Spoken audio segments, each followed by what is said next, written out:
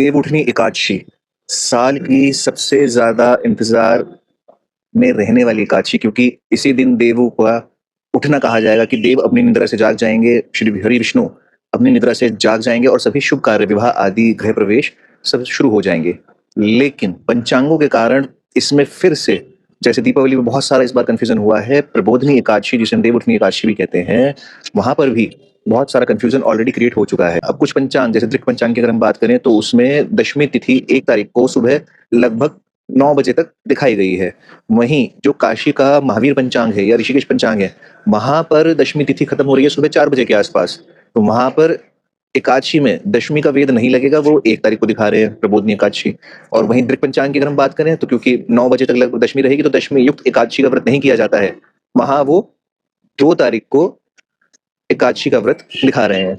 साथ में इसी दिन होता है तुलसी विवाह। अब तुलसी विवाह में भद्रा का भी चक्कर पड़ रहा है। भद्रा का वास भी पृथ्वी पर ही है, क्योंकि चंद्रमा कुंभ या मीन राशि में ही होगा। शाम के समय, गोधूली के समय तुलसी विवाह किया जाता है। अब उस समय भद्रा लगी होगी, तो वो 2 तारीख को दिखाया गया है। यानी कि अगर हम महावीर पंचांग को मान के एकादशी 1 तारीख को भी करें, तो भी तुलसी विवाह 2 तारीख को ही होगा। अब इसमें मेरा सजेशन यही है कि जैसे आपकी प्रथा है, जिस गुरु में आपकी आस्था है, या आपके आसपास के जो मंदिर के पंडित जी, क्योंकि इसमें लोकल लोकेशन आपकी बहुत मायने रखेगी। दिल्ली एनसीआर की लोकेशन या वेस्ट बंगाल की लोकेशन या महाराष्ट्र की लोकेशन, बिहार की लोकेशन के अकॉर्डिंग इन तिथियों के टाइम में 30 मिनट तक का डिफरेंस आ जाएगा।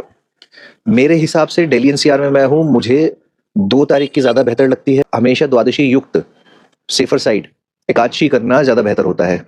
तो 2 तारीख की जो एकादशी है, तो वो त्रिस्पर्शा एकादशी भी कही जाएगी, क्योंकि उसमें द्वादशी और त्रयोदशी का भी समन्वय हो जाएगा। उसका पारण होगा 3 तारीख को। किसी गुरु को अगर आप मानते हैं, उनकी क्या प्रथा है उस कुल की, उसके अकॉर्डिंग इसको आप करें। अगर जैसे मैं बात करूं, वृंदावन में राजेंद्र दास जी महाराज मल्लुपीठ के पीठाधीश्वर, उन्होंने ऋषिकेश पंचांग और महावीर पंचांग को मानते हुए 1 तारीख को एकादशी का व्रत करने के लिए कहा है। वैसे वो जनरली खुद ही कहते हैं कि द्वादशी युक्त ही करना चाहिए, अगर कंफ्यूजन हो तो भी बाद वाली कर लेनी चाहिए।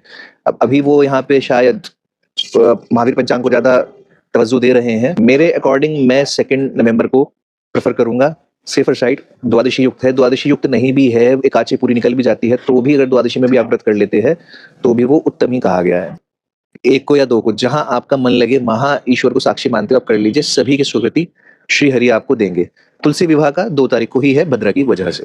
आई hope it gives you some kind of relief from the confusion. हालांकि मैंने कोई कंफ्यूजन क्लियर नहीं किया है, मैंने दोनों पक्ष रखे हैं। अभी आपको देखिए कि किस पक्ष के साथ आपको जाना है।